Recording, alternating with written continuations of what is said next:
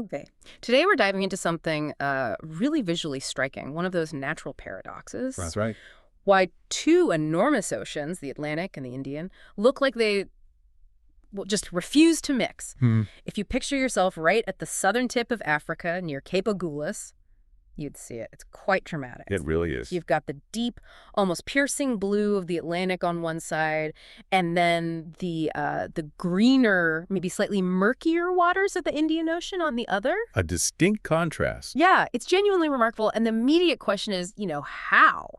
How can these huge moving bodies of water stay so separate? It seems like they should just blend together, right? It defies intuition. Absolutely. I remember seeing those photos online years back and having the same thought, that can't possibly be real. Exactly. It goes against everything you think water should do. But what's really fascinating here is that this isn't just some visual oddity for cool photos. Right. It's actually a crucial window into how our planet's climate system works. It's like a natural laboratory. And even tiny shifts down there at that boundary can have these, well, surprisingly big ripple effects globally. We're talking monsoons, maybe even local weather patterns far away. Wow. So our mission today for this deep dive is to get past those, sometimes misleading viral images and really explore the science behind it, the temperature differences, the saltiness, the density, and these incredibly powerful currents that maintain this divide. Okay, let's do it.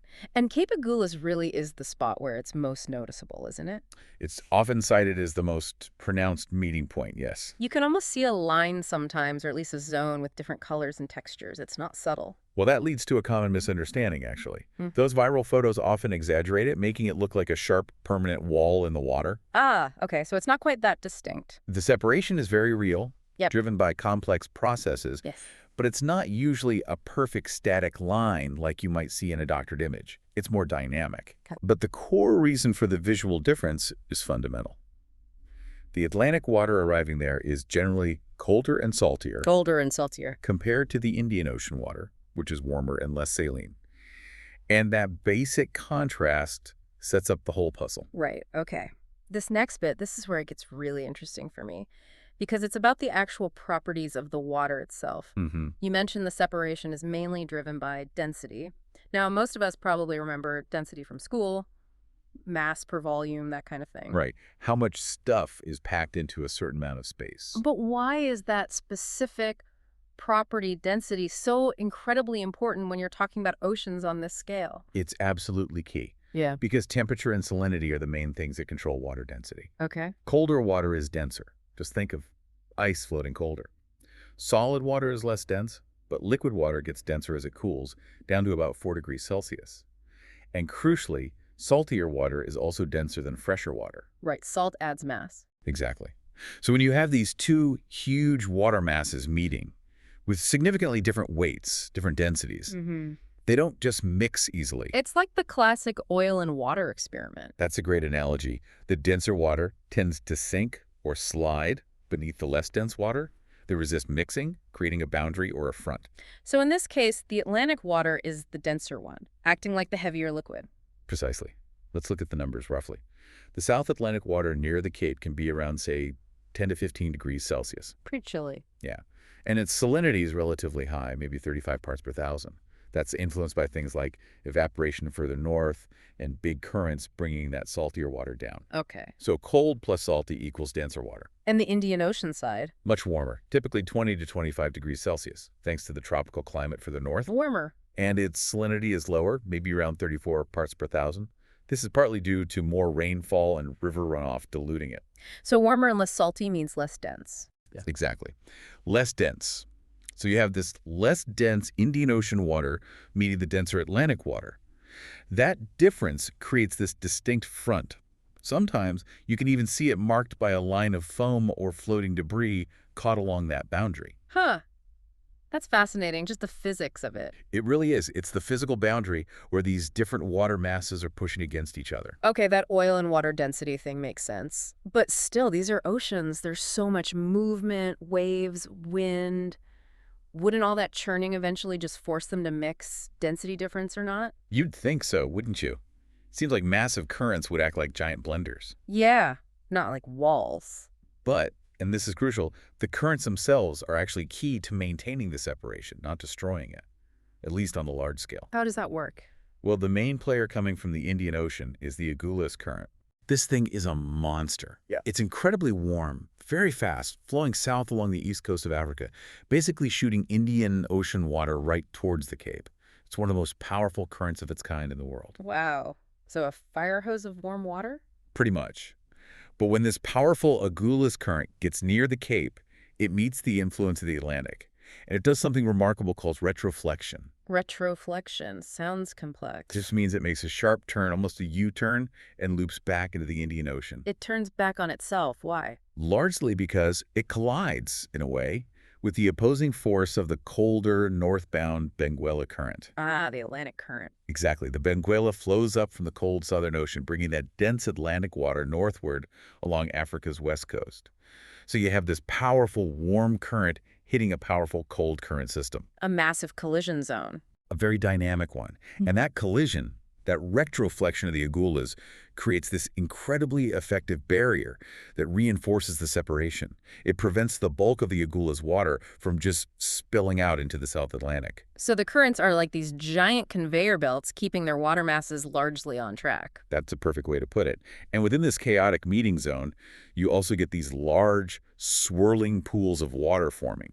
Eddies? Eddies, right. I've heard of those. Yeah, they spin off the main currents. They could be huge, tens, even hundreds of kilometers across. Wow. And they basically trap water from either the Atlantic or the Indian Ocean, kind of like giant temporary containers. So they hold on to the original water properties. For a surprisingly long time, yes. An eddy of salty Atlantic water might drift into the Indian Ocean zone, but it keeps its distinct temperature and salinity for weeks or months. This shows that large-scale mixing isn't immediate at all. It reinforces the separation. Okay, so density differences create the potential for separation, and the currents actively maintain it. You got it.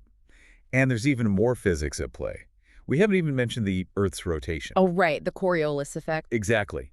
You know how if you try to throw a ball straight on a spinning merry-go-round, it looks like it curves? Yeah. The Earth's spin does that to large-scale movements like air and water. In the southern hemisphere, it deflects things to the left. Okay. So how does that affect these currents? Well, it effectively strengthens the Agulhas Current's push southward along the coast, kind of pinning it there, and it boosts the Benguela Current's northward flow on the other side. So it makes the conveyor belts run even stronger and stay in their lanes. In a sense, yes. It helps stabilize that boundary between them. And on top of that, you have persistent wind patterns, like the strong westerly winds in the Southern Ocean, which also drive surface waters and contribute to keeping things separated. It's a whole combination of factors then. Absolutely. And it's important to stress, again, some mixing does happen, especially in those turbulent eddies or during big storms. It's not a perfect seal. Right, it's not a solid wall. No. But the large-scale properties, the average temperature, salinity, and therefore density of the main water masses remain distinct enough that we still see that visible divide. The Atlantic looks bluer, the Indian greener. And that color difference is real too, not just how the light hits it. It's real. It's often linked to differences in the tiny marine plants, the phytoplankton, and maybe levels of sediment suspended in the water. Different conditions favor different types or amounts of life and material. This is all incredibly cool science, but I guess the big question is, so what? Why does this particular boundary matter in the grand scheme of things? That's the critical question. This isn't just some isolated curiosity happening off the tip of Africa. Okay. It's actually a really important junction in the Earth's entire climate regulation system.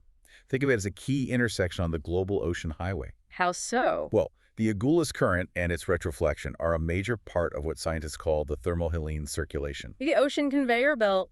Exactly that massive, slow-moving global system that transports heat and salt and nutrients all around the planet, regulating our climate. And the Agulhas is a key part of that belt. A very significant part. How much warm, salty Indian Ocean water leaks around the Cape into the Atlantic versus how much loops back has implications for the strength of that whole conveyor belt. Wow. So changes there could affect climate way up here. Potentially, yes. Changes in the Agulhas system could influence weather patterns far away, things like the intensity of the monsoons in Asia or rainfall patterns across southern Africa itself. The connections are complex, but they're there. That's mind-blowing. And then there's the ecosystem impact. The Benguela Current, that cold Atlantic one, its northward flow causes upwelling. Upwelling, bringing stuff up from the deep. Exactly, bringing cold, nutrient-rich water from the ocean depths to the surface.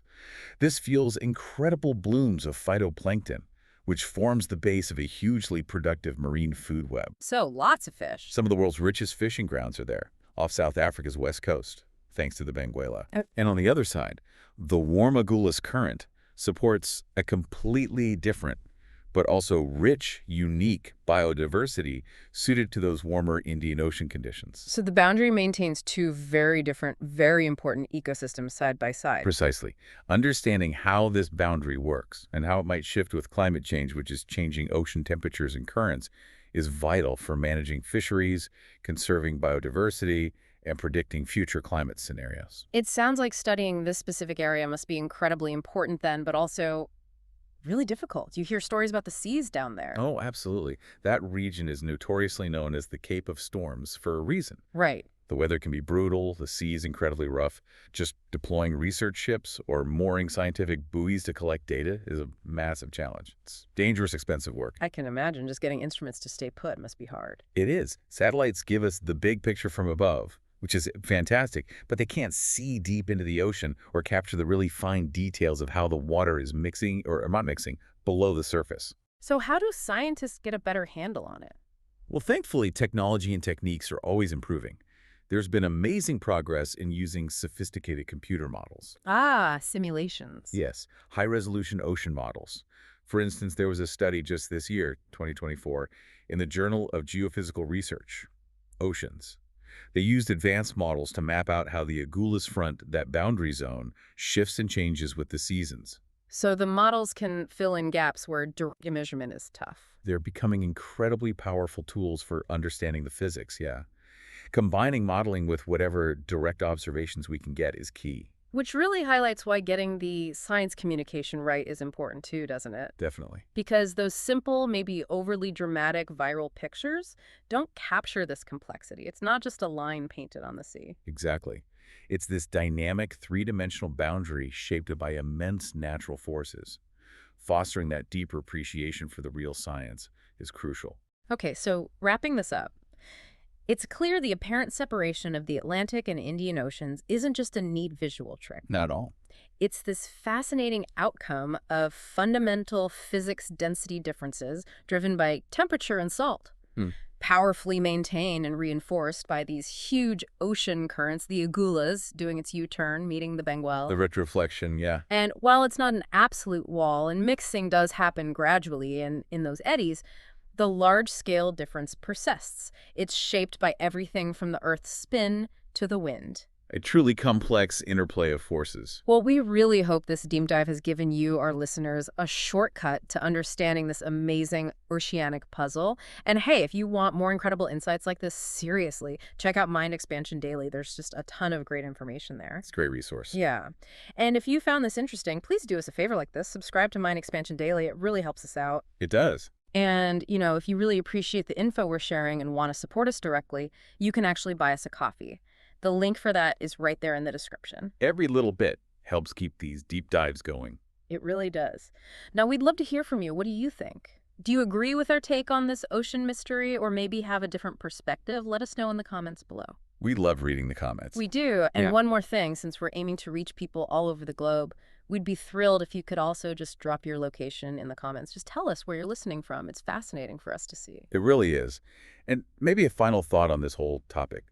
This phenomenon, this meeting of oceans, it's more than just cool science.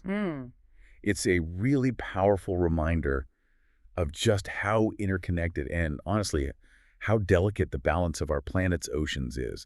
Understanding these complex systems becomes even more vital as our world keeps changing. A really important point. Okay, well, until next time, Keep exploring. keep exploring the amazing secrets of our planet's blue heart.